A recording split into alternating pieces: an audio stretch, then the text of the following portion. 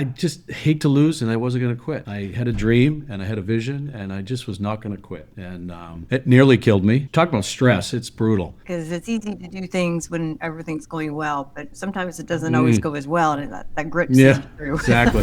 Welcome to Built4Profit Podcast, where entrepreneurs share real stories and strategies that actually work. We're here to inspire, challenge, and give you the playbook to profit with purpose. Let's get into it. Let's do it. What does it take to build a company and have people around you where they will run through walls for you? We're about to find out because we have Sam with us today from Zoom Drain, New England. And that's the type of culture that he has built. And you're going to hear why when you hear this background and experience from him. So Sam, welcome to the Built4Profit Podcast. Well, thank you for having me. I appreciate it. I appreciate the opportunity. Yeah, we're thankful that you're here and to hear about your background and what you've built now, because we know that this wasn't the first business that you had. And Shay and I were talking about how much credibility that brings to anything that you say, because we read through the businesses, the ups and downs, and, the journey to get here today. That's right. To share this wisdom. Yeah. So if you could start out by tell our listeners a little bit about what that looked like in short, because I know that you've done a lot. So real quick, my dad was a Portland fireman, and those guys always had two careers, and he did plumbing and heating on the side. So as a kid, I got brought into the trades that way. And he shared with me that no matter what happens to the economy and or the world, they'll always need plumbing, heating, and cooling. So I bid on that, and I was pretty good with my hands, and I liked doing the work. In my high school yearbook, my goal was to have a successful plumbing and heating company. I began the journey when I was 20 years old. I got my master's license, started a business, learned a lot. That's pretty young. I was pretty young, Sam. Yep. Jump out there. I had that burn. I couldn't put it out. So I kept going, started that small business, and then in 1989, I'm aging myself here, a recession hit, and I wasn't prepared for it. So I went to work for a property management company that friends of mine owned, and we started a plumbing and heating division there. That grew until 1995 when I said, I can do this on my own. So I jumped back in. I took a couple guys from that division, gave some ownership. More eyes on the prize would be helpful. And we grew that company to about 65 employees, but it was not good. I knew I could grow a company, but I didn't have the manuals. I didn't have the playbook in place to help me manage that. So it was guys constantly knocking on my door for a raise. We were selling stuff too short. Next thing you know, it's 08, 09. I am up to here, and payables, debt, all the bad things. And the economy crashed really bad. And so here I was sitting at my desk, just like I am right now, put my head on the table and prayed to my Heavenly Father there. And I lifted my head, saw a magazine called P&M. It was Plumbing and Mechanical. It's a magazine I always looked at. And I opened the thing, and there he was, Al Levy, coach that said, less stress, more success. I go, there we go. There's my answer. And so I dialed that number, and next thing you know, Al's visiting my shop. And we tore the business down to the foundation. We put in place all the manuals, the playbook, how to answer the phone, how to dress, how to all those things. And rebuilt the company, and I was blessed and fortunate enough to be able to sell that company in 2021. It's still going now. Sometimes being in business for yourself is lonely. Yeah. When you're sitting at that desk, I always joke and say, when you're having challenges, because do you walk out and tell your employees you're worried about making payroll, or do you go home and tell your significant other? Neither is right, and I lived both of those things. No, it's very challenging, and I really leaned on my faith to help me, and then my brother was a partner in the business, and I'll never forget it. One day we're sitting there right in the middle of the mud, and we're thinking about giving up. We're like, I don't know, this is a lot of work. This is a big mountain to climb. And then the phone rang, and then the phone rang again. And I'm like, geez, guy, the phone's ringing. We got something here. Let's keep going. And we put our heads down, and within a couple of years, we solved all our problems. We paid all our debt off, and there we were with a successful plumbing and heating company. And you hung in there. I like the part of the story because I thought you were going to go the other direction, because in my darker journeys, when the phone was ringing, it was people wanting money. Yeah. I've never done something wrong. You get pretty good at handling those calls once you do it a few times. But people were great. All our vendors were great, so it worked out pretty well. In those types of moments, Sam, was it so much that you knew you had something that you just couldn't let it go? Or was it like out of desperation in a way of like, I don't know my other options, so I'm just going to keep going forward? I think it was out of desperation at first, like, what am I going to do? I'm in big trouble. What am I going to do? I got to feed my family. I had 2 kids at home, my bride, our home, all that stuff. We were going to lose it all. I go, I have no other option. So there was that, but it pushed me to the phone's ringing. We still have something here. Let's build off that. We just kept building and kept our heads down and made a lot of mistakes. learned from them, fixed them. We had Al on our side, and then he brought in Ellen, who was one of the founders of the franchise in Drain. And she was our financial side, and she just stood by our side, loved those two people to death, and I got a lot of respect for the both of them. Well, I mean, that was game changing for you. Boy, I've heard the story and it resonates with me. You're really good at a certain thing, and it could be the actual plumbing. A lot of people show up in business and they're not good at the numbers or some aspect of it. And it's great to have that resource and that team in play, because it's kind of hard to be good at everything. Yeah, and I know I was very interested in the financials and learning how to use them and all. So I really wanted to learn that, absorb it, and understand it. And I read a lot prior to meeting those two, but didn't know how to implement those strategies. So having them there was huge. They taught me a lot. And now I continue to share the story and then teach them, this is how you run a business. Was it more so, and I'm guessing a combination, but you tell me. So Shay and I are both very big on coaching, learning, read a book, take the course, get a coach, get a mentor. We know that we wouldn't be where we are if we hadn't had some of those in place. So was it tactical things that they were teaching you, Sam? Like when Al was teaching you stuff, was it tactical, like do this and do that? Or was he teaching you mindset shifts? Probably more tactical, but then it turns into a mind shift. This is what we have to do, and then we got to change the way we do it as a group and understand why we're doing it. What's the importance of it? Why park your truck a certain way? Why put booties on before you go into a home? How do you read a financial statement? It was tactical, and I'll tell you why it was tactical, because I had to sit in front of him for hours on end while he wrote the manuals. Sat in front of a computer, asked me a question, hours on end, eyes opened with toothpicks, and we had to build that thing. So when I was done, I understood exactly what we had to do, and then I had to share and coach and get everybody else to buy in on it, which they did. Which I'm sure leads into how you said now you've built a company and have a team that would run through walls for you and for the company. So how did you begin to implement that? Because lots of times owners get that insight. They're like, I get it now and I know my why and the vision for the company, but getting everyone on board and having them see it is another thing. And I know you know that because of what you just shared. So how did you start to build that? Ellen taught me, and it's in most people's heart, and my parents were very wonderful parents. It's all about love, and you got to love the folks that work for you. You got to care about them. We used to have meetings where during the whole meeting I would ask, who's had a baby, who's bought a house, who's getting married, give me something special. And we always started that. And it's just you showing them that you care about them, which I really do. I want to see them buy a house. I want to see them have kids. I want to see them enjoy life. Quick story. I had a guy come in. He was a laborer. He just worked out in the field. He still works for me here at Zoom Drain. We were at a property and there's a leak above a ceiling, and somebody had to crawl up above that ceiling, and he jumps up and says, I'll do it. And so he jumps up there, and I'm like, wow. He was like 2 weeks working for us. And I go, that's the kind of guy I want right there. Somebody that's willing to do it. And I just loved on that kid, and now he's making a great living. He's been Tech of the Year for Zoom Drain for the last 5 years. It's just a wonderful story. It's those kind of people that you want working for you and that can buy into your message and, fight for you and take that extra call and win all the time. And that's kind of what is done. It's mostly right here. And then when we're in meetings, managers meetings here at Zoom Drain, and we start talking about the techs and these people and that people, I go, guys, you just got to love on them. Pay attention to them. Just put your arm around them and ask them what's up today. Because when they're not looking you in their eye, there's something going on. And we don't know what they're carrying outside. So make this a safe place, a happy place, a fun place. And that's what we try to do. Yeah, that is great wisdom right there. Yeah, and treating them like people. Great, geez, because I don't know of a business out there that doesn't base on people, right? We're always in a people business, no matter what business you're in. It's process, people, and the product, right? And people's a big part of it. Without them, you've got nothing. I'm going to circle back, if I may, because this is, I think, such a caveat of success in business. You were very good, I'm going to say, at plumbing, and a history of it, background. But even as good as you were, I'm sure you had great customer service and obviously great people skills, and your people weathered that storm with you. Tell us about the game-changing point that you knew, like, I'm doing all this, I'm working hard, it's like you have great work ethics, and it's not working. So that playbook, when we really, like I said, are bullish on having a recipe. So when did it hit you that I need something different? When technicians kept coming in my office trying to cut a deal on extra pay, I'm like, there's got to be a better way than this. And why is that guy's truck a mess? Why is that he's in a different uniform? He's not in a uniform.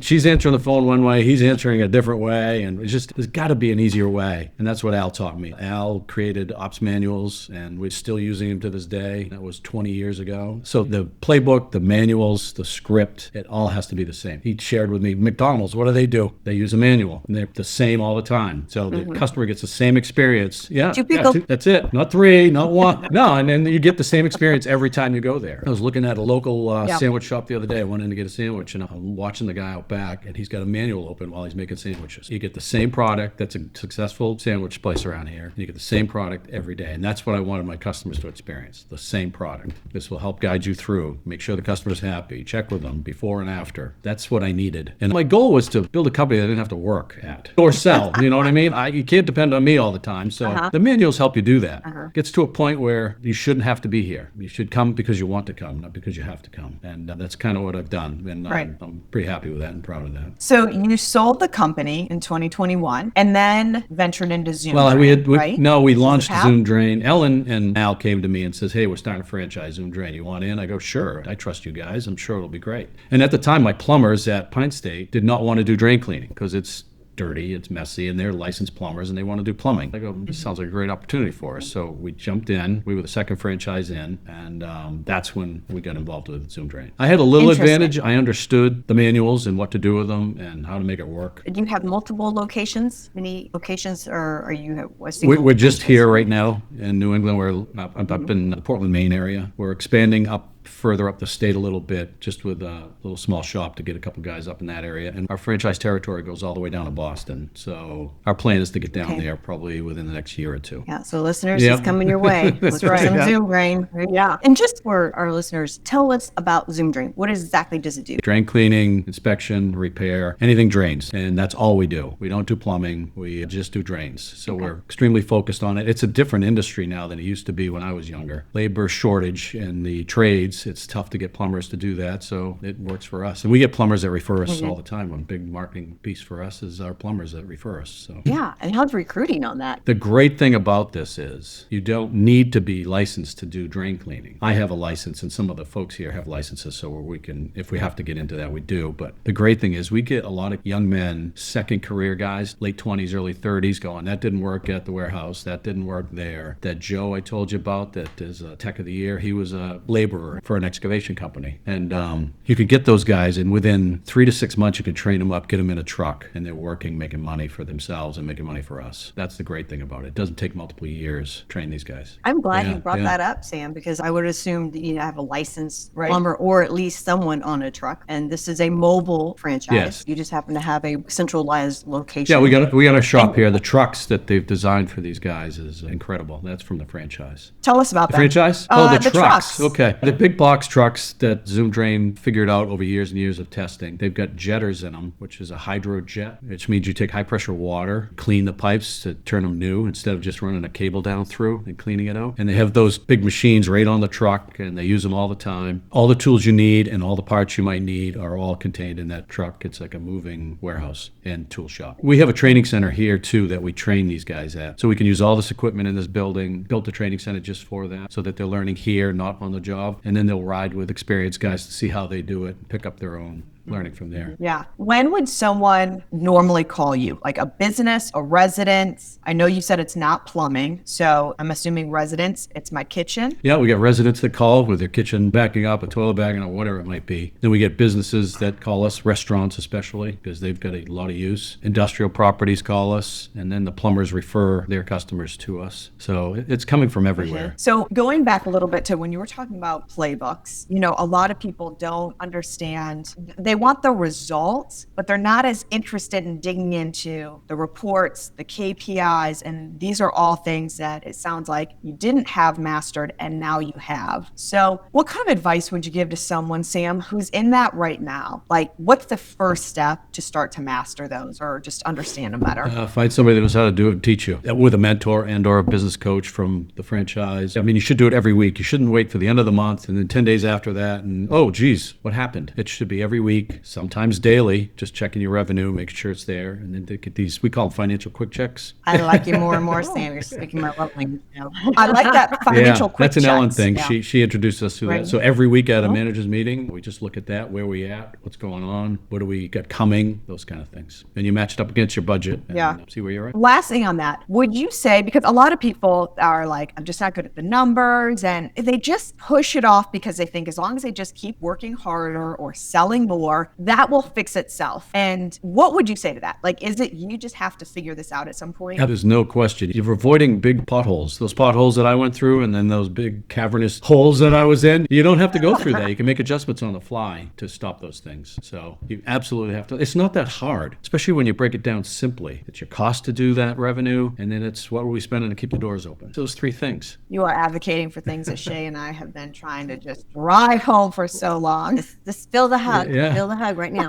Sometimes I wonder if they're just afraid to learn, to know that they're not winning. I think that's a really powerful Yeah. thing that you've said, Sam. Because sometimes, Yeah. Drop the mic right now. You heard it from Sam. Sometimes I go to my P&L and I get anxious, like, oh, how are we doing? And then you see, okay, we're okay. Or, oh, what's going on here? Especially if you wait a month or 2 months or 3 months and your checkbook's getting light and you're like, what is going on? Just know it. It's not that hard. Yeah, it makes me think of, now I'm dating myself. What is that movie, The Jerk, with Steve Martin in it? And he's like, oh, it's a Thing. profit thing. Exactly. I'll go back to when I was at the plumbing company back in the day. I thought revenue would solve everything. It never did. It didn't, because you didn't know what was going on below it. You can't trust, I'm busy. Well, what does that mean? But you know how many people fall into yeah. that, Oh. Sam? Many entrepreneurs, that's their thought Yeah. process right there. Yeah. You nailed it. This is so profound because I can already think of people I've had conversations with that fit that mode. Yeah. There's many. I've sold X amount. So what's the issue? They don't realize the leakage, as I like to call it, is coming out. It is a Zoom fund. I got it. Yeah, You know. I was going to say that. That's there you go. perfect. Okay, Sam, I'm interested in hearing, obviously you had to change your mindset that you said, I need to learn this stuff. And that's been clear with the different things that you've said. But what other sort of mindset shifts did you have to make, or did you have to change the way that you were thinking? I'm assuming coming maybe from Al or Ellen in this process, besides just learning. You grew and got out of a pretty horrific situation, it sounds like. I mean, even the mental weight of it, even if we're just not talking strategies, but The going stress. in every day, yes, the stress, the family, the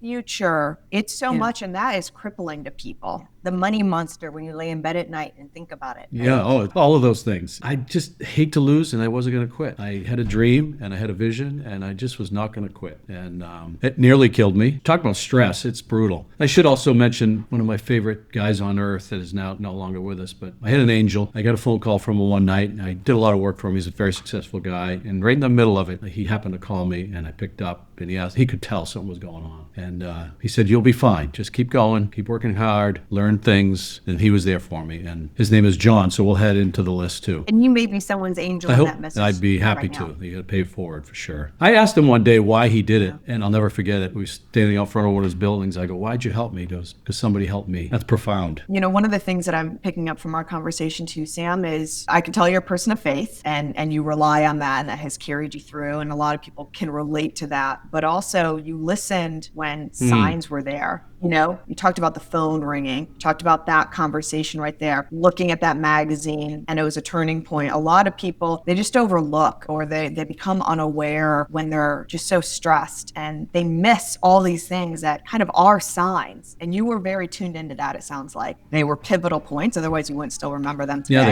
they were, absolutely. And God gave us 2 of these and 1 of these, and I'm still not great at it. Still got a long way to go, but you try to listen to the signs, you try to pay attention to the sign. That's the other thing. And, just keep trying to get to your vision and create a legacy. It sounds like you have in the process of doing it and did some of it, and we can't wait to see what else you're going to do. First of all, thank you for sharing your stories. And there's so much wisdom here to unpack. And I know so many people are going to be able to relate to different parts of their journey in your conversation, because it's not always just, like you said, ta-da, I went in business and everything was great. It's a little bit of a bob and weave sometimes. But as we close out, what is the one thing that you really want to make sure that people take away from this conversation today that you like, this is your nugget? I go back to the entrepreneurial burn. You've got to really want to be able to be a business owner. You've got to understand the challenges and the wins that come with it. And if you do have that burn and you want to do it, I think it's a great journey. I wouldn't trade it for anything. But what I will tell you is you've got to stay focused. You've got to create a vision that you want to go to. Every day, you've got to try to move the needle to get closer to that. And you got to grind. You're going to have wonderful winning days, and you're going to get your ass kicked. And it is what it is, and you just pick your pants up and you go. I mean, that's That's it. I love it. It goes back to, I would tell my kids sometimes I showed up to kick butt and sometimes I just supplied it. Exactly.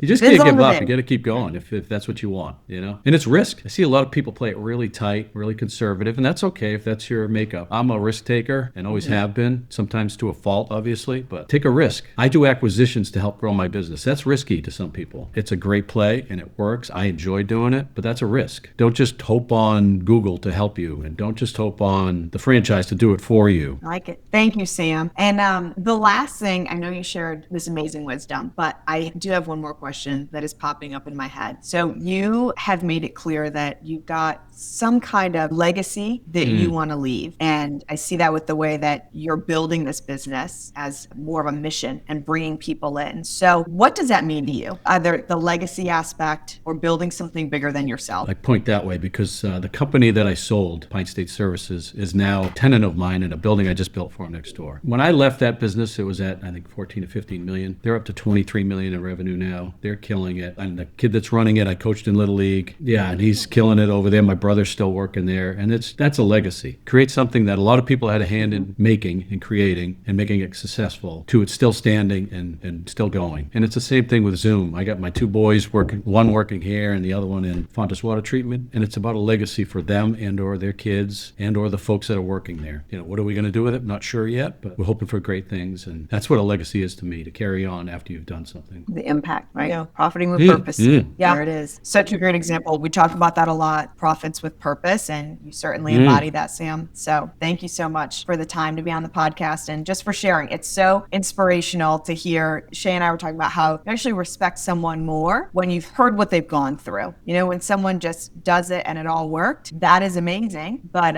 it doesn't build that same level of respect in it. Yeah. And, A little grit, right? Because it's easy to do things when everything's going well, but sometimes it doesn't always go as well, and that grit seeps through. Exactly. Well, thank you, Sam. We it was appreciate a pleasure. your time. It was a pleasure talking to you guys. One of the heaviest loads business owners carry are taxes and expenses. They can make or break your bottom line. Yes, we see it every day. And that is why we have partnered with Lightening the Load, expert tax strategists and CPAs. And they help you get a deep dive on those numbers, uncover different strategies, and keep more of what you've actually earned. They don't just file returns, they lighten the load for you with confidence. And that way you can grow and scale your business. So check out, it's in the show notes below. We got a 30-minute free consultation for you with Lightening the Load, and you're talking to a CPA. Unbelievable. Click on the link below and take advantage of it. We'll see you in the next episode.